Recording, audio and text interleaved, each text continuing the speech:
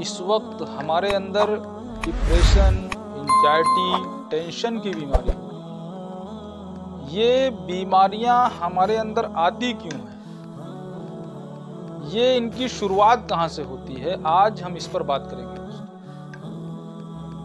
आप mind clinic पे चले जाइए, आपको भरी पूरी तादाद में डिप्रेशन के, एंजाइटी के मरीज मिलेंगे। और ये एंजाइटी की शुरुआत होती कहाँ से है? ये हमारे इर्द गिर्द जो लोग होते हैं, हमारे करीबी जो लोग होते हैं, दोस्त होते हैं, रिश्तेदार होते हैं, उनकी एक्टिविटी क्या होती है, उनकी हमारे लिए जो एक्टिविटी होती है, उनसे हमारे अंदर एंजाइटी और डिप्रेशन आता है। और ये कैसे आता है मैं आपको बता रहा हूं दोस्तों। ये बहुत ही अहम मौजू है। आज लगभग एक सर्वे के मुताबिक 20 से 25% लोग एंजाइटी यानी डिप्रेशन के मरीज होते जा रहे हैं। और जब आदमी एक बार डिप्रेस हो जाता है, डिप्रेशन का मरीज हो जाता है, तब उसको कोई भी काम करने में बहुत मुश्किल पेश आती है दोस्तों। और इसके जरिए तरह तरह की बीमारियां उसको घेर लेती हैं, क्योंकि ये दिमाग, जिसको हेड, इंग्लिश में हेड कहा जाता है, जो ये हेड, सर बनाया अल्लाह पाक ने, इस दिमाग को पूरे बॉडी का कंट्रोलर बनाया है। ये हमारा दिमाग जो है, ये हमारी पूरी बॉडी को कंट्रोल करता है। ये पूरी बॉडी का सुपरवाइजर है।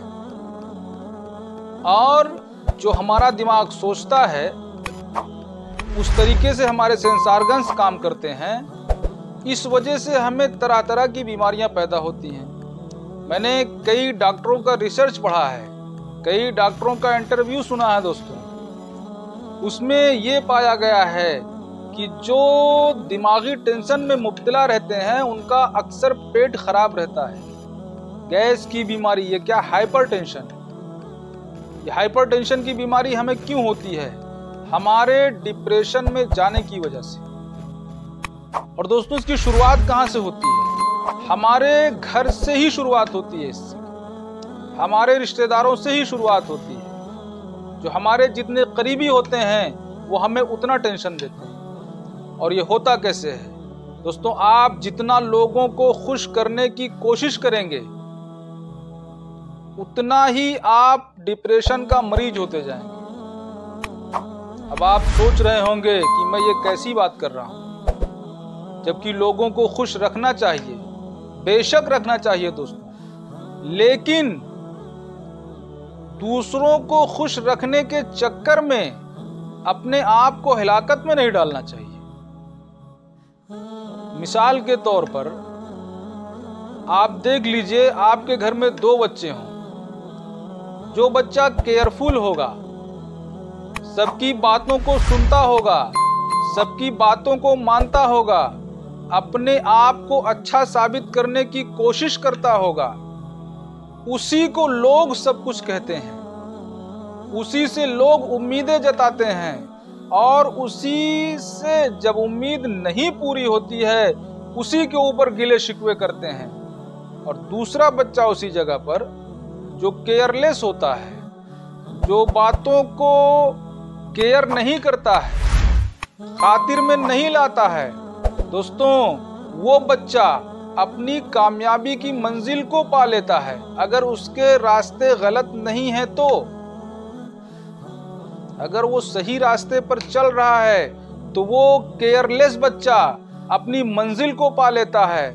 और आगे चलकर जब वो कामयाब हो जाता है, पूरे रिश्तेदार, परिवार के लोग, खानदान के लोग, दोस्त अहबाब सब उसको ही टैलेंटेड मानते हैं, उसकी पैरवी करते हैं। और दूसरी तरफ जो बच्चा केयरफुल था, जिसने शुरू से सबकी बातों को समेट कर चलने की कोशिश की, वो बच्चा लास्ट में अपनी मंजिल तक नहीं पहुंच पाता है और फिर उसे निकम्मा और नाकारा साबित कर दिया जाता है। तो ये लोगों को खुश रखने के चक्कर में हम अपना कैरियर भी बर्बाद कर देते हैं और हमें कुछ हासिल भी नहीं होता। ये हमारे रिश्तेदारों का एप्रिसिएशन बच्चों के साथ शुरुआत होती है इसकी। जब जो बच्चा अच्छा काम कर रहा है, अगर उसे आप एप्रिशिएट करेंगे, उसकी किसी गलती को नजरअंदाज करके भी उसको एप्रिशिएट करेंगे, तो उसके अंदर और हसासियत पैदा होगी और केयर पैदा होगा, वो बच्चा कामयाब होगा। लेकिन हमारे मुआशरे में, हमारे समाज में, सोसाइटी में ये होता उल्टा है दोस्तों। और उल्टा कैसे होता है? उल्टा यूं होता है कि जो बच्चा केयरफुल होता है उसी के ऊपर बोझ ज्यादा लादा जाता है। घर की जिम्मेदारियों का बोझ, पढ़ाई का बोझ, तमाम तर बोझ उसके ऊपर डाल दिए जाते हैं और वो दब जाता है। ये हमारे घर से शुरुआत होती है इसकी। इसको सुधारने की जरूरत है और यहीं से वो टेंशन में मुब्तला होता है। और जब धीरे धीरे वो आगे बढ़ता है तो उसका डिप्रेशन, एंजाइटी, टेंशन उसका बढ़ता जाता है। आपने कई बार सुना होगा कि किसी बच्चे ने 10वीं का पेपर दिया और मार्क्स अच्छे ना आने की वजह से उसने सुसाइड कर लिया। किसी बच्चे ने इंटरमीडिएट का 12वीं का पेपर दिया, मार्क्स अच्छे ना आने की वजह से सुसाइड कर लिया। एक 15 साल का, 17 साल का नौजवान क्यों सुसाइड करेगा? उसकी तो अभी उमंगे हैं ना दोस्तों, उसके तो अभी करने के कुछ तेवर है ना, अभी तो जज्बात हैं उसके अंदर। वो सुसाइड क्यों करेगा? उस समाज की डर से, वो घर वालों की डर से, रिश्तेदारों की डर से कि लोग हमें क्या कहेंगे, इस वजह से इतना डिप्रेशन में चला जाता है कि सुसाइड करने पर मजबूर होता है। तो मेरे अजीज साथियों, हमें चाहिए कि अपने बच्चों के ऊपर इतना लोड ना डालें, इतना बोझ ना डालें कि वो बच्चे हमारे डिप्रेशन का शिकार हो जाएं। आज 10 साल के बच्चे से पूछिए, 7 साल के बच्चे से पूछिए, वो भी कहेगा यार बड़ा टेंशन है। ये टेंशन लफ्ज कहां से आ गया? इसे खत्म करने की जरूरत है और इस पे हम कंट्रोल कर सकते हैं। ये हमारे कंट्रोल में है। हम अपने माशरे को ठीक करके, अपनी जहनियत को बदल करके, अपने माइंड को वॉश करके, ब्रेन वॉशिंग करके हम इस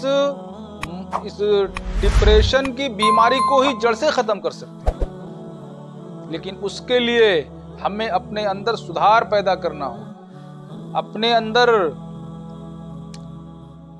एक्टिविटी ऐसी लानी होगी कि जिससे ये डिप्रेशन खत्म हो।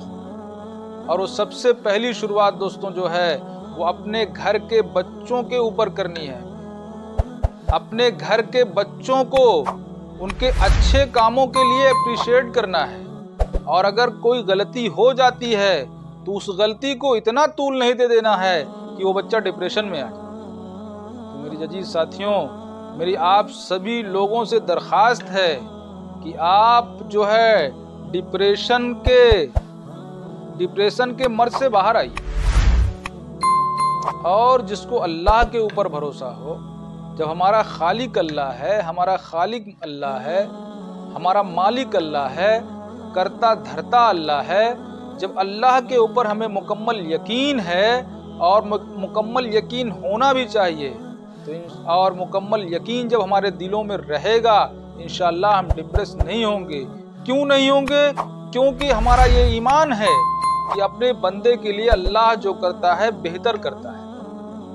अगर हमें परेशानी भी आ रही है तो हमें अपने अल्लाह से ये उम्मीद है कि अल्लाह हमारे लिए जो करता है बेहतर करता है।